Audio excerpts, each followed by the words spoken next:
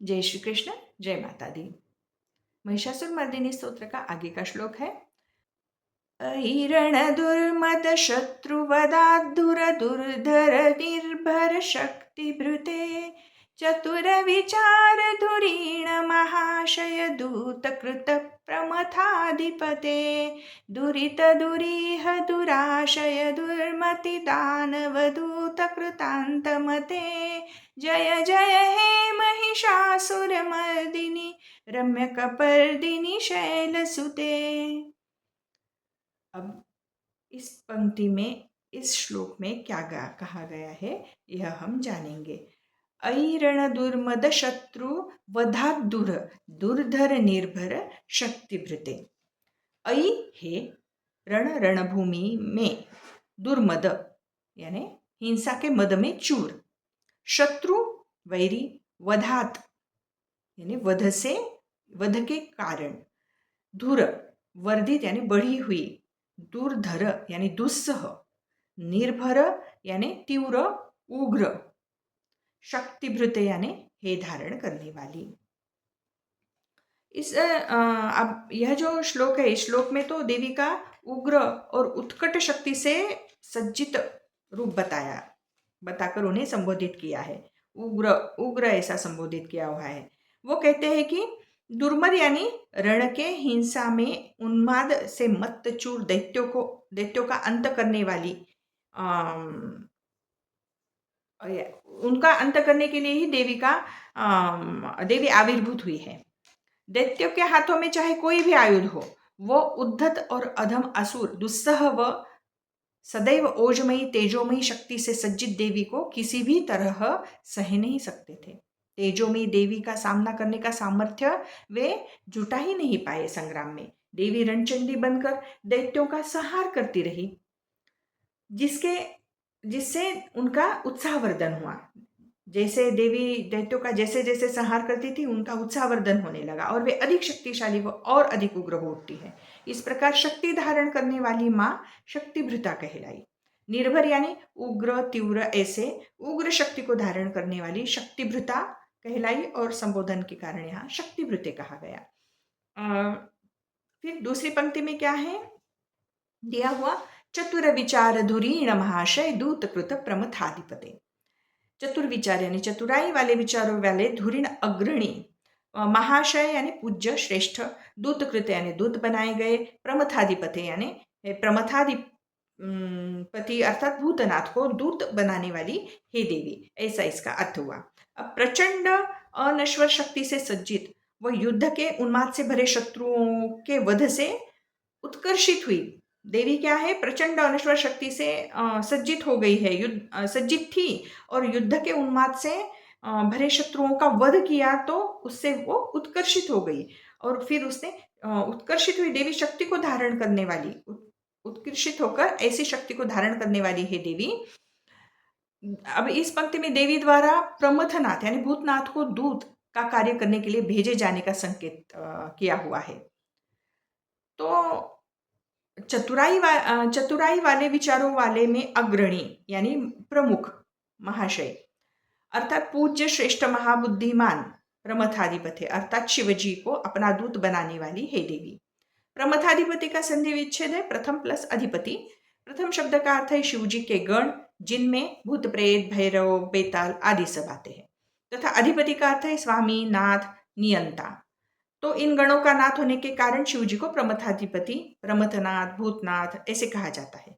धुरीण शब्द का एक अर्थ मुख्य और अग्रणी है और दूसरा एक अर्थ आवश्यक कार्य में नियुक्त भी है।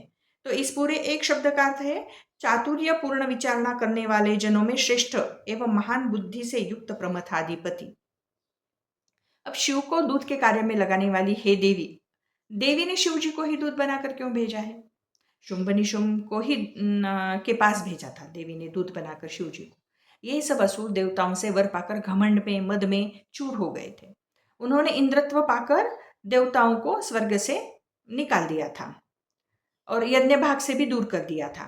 तब इंद्र सहित सब देवगणों ने हिमालय पर्वत पर जाकर महामाया की स्तुति की। प्रसन्न होकर देवी प्रकट हुई और देवताओं की व्यथा सुनकर माता ने अपने शरीर से जब स्तुति की देवताओं ने, तब माता ने क्या किया, अपने शरीर से एक दूसरा रूप प्रकट किया। देवी के काया कोष से निकलने के कारण इस अंबिका का नाम कौशिकी पड़ा, और पार्वती के शरीर से देवी कौशिकी के निकल जाने के कारण उनका शरीर क्षीण होकर वे कृष्ण यानी काले वर्ण की हो गई, और वो ही कालिका नाम से भी विख्यात हुई। अंजन के समान काली दैत्यों के लिए महाभयंकर तथा भक्तों के मनोरथ को पूर्ण करने वाली हे देवी, वह देवी कालरात्रि भी कहलाई। किंतु कौशिकी तो अत्यंत मनोहर व लावण्यमयी थी, जो उनके रूप से दूसरी कौशिकी और काली दोनों भी देवताओं को कार्य सिद्धि का आश्वासन देकर शुंभ निशुंभ के नगर में गई। वहां एक उपवन में मधुर गीत का गायन देवी कौशिकी करने लगी। अब एक त्रिभुवन सुंदरी के आगमन का समाचार मिलने पर शुंभ ने अपने दूत को के साथ देवी को प्रणय संदेश भेजा, किंतु देवी ने उसे युद्ध के लिए ललकारा और भयंकर युद्ध होता रहा। तब ब्रह्मादि देवताओं की विभिन्न शक्तियां देवी के पास पहुंची, तो शिवजी भी अपनी शक्तियों के साथ संग्राम में चंडिका के पास गए। तब मंद मंद मुस्कान के साथ शक्ति ने शिव से कहा कि आप तो काम रिपु है, अर्थात काम के शत्रु है, और शुंभ काम पीड़ित है। अतः हे काम शत्रु, आप शुंभ के पास मेरे दूत बनकर जाइए और शुंभ निशुंभ से कहिए सब स्वर्ग छोड़कर पाताल लोक चले जाए, अथवा युद्ध की इच्छा रखते हो तो यहां मरने के लिए आ जाए। देवी का यह संदेश लेकर शिवजी दैत्यराज शुंभ के पास आए। इस कारण देवी शिवदूती यानी शिवजी को दूत बनाकर भेजने वाली शिवदूती इस नाम से जानी गई। ऐसे देवी ने शिवजी को दूत बनाकर भेजा था असुरों के पास। दुरित दुरीह दुराशय दुर्मति दानव दूतक दुरंत गते। तो दुरित यानी अधम पापी, दुरीह यानी पाप कामना से युक्त अर्थात दुष्ट इच्छा वाले, दुराशय यानी कुत्सित उद्देश्य वाले, दुर्मति यानी दुर्बुद्धि मैली बुद्धि वाले दानव दूतों को दुरंत गते यानी जिसे समझ पाना कठिन है। दुरंत गते का संधि विच्छेद दुहु प्लस अंतः प्लस गते। दुहु यह शब्द कठिनाई व बुराई का सूचक उपसर्ग है। अंतगते यानी अंत तक जाना यानी समझ पाना। तो पूरा अर्थ हुआ अधम पाप कामना से युक्त कुत्सित उद्देश्य वाले दुर्बुद्धि दानव दूतों द्वारा जिसे समझ पाना कठिन है, ऐसी है देवी। कुछ पाठों में दुरंत गते के स्थान पर कृतांत मते है। कृतांत यानी मृत्यु की देवता यमराज को कहते हैं। तो देवी को यमराज के समान मृत्यु को देने वाली बुद्धि की यानी कृतांतमता कहा है, और संबोधन के कारण कृतांतमते हुआ। अंत में देवी का जय जयकार करते हुए रचनाकार कहते हैं, महिषासुर का घात करने वाली सुंदर जटाधारी देवी तुम्हारी जय हो, जय हो। पूरा भावार्थ क्या हुआ?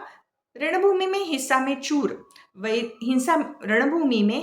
चूर वैरी वध से बढ़ी हुई एवं दुस्सह व उत्कट शक्ति को धारण किए हुए है देवी भूतनाथ, जो विचक्षण बुद्धि वालों में श्रेष्ठ अग्रणी है और सर्वश्रेष्ठ है, उनको दूत बनाकर दौत्य कर्म सौंपने वाली, दैत्यराज के पास भेजने वाली, साथ ही अधम पापेच्छा व कुच्छित प्रयोजन रखने वाले दुष्ट बुद्धि दानव दूत, जिन्हें तनिक भी समझ में न आए, जिनका तनिक भी था न पा सके, ऐसी है माता, हे देवी महिषासुर का घात करने वाली सुंदर जटाधारी गिरिजा, आपकी जय हो, जय हो।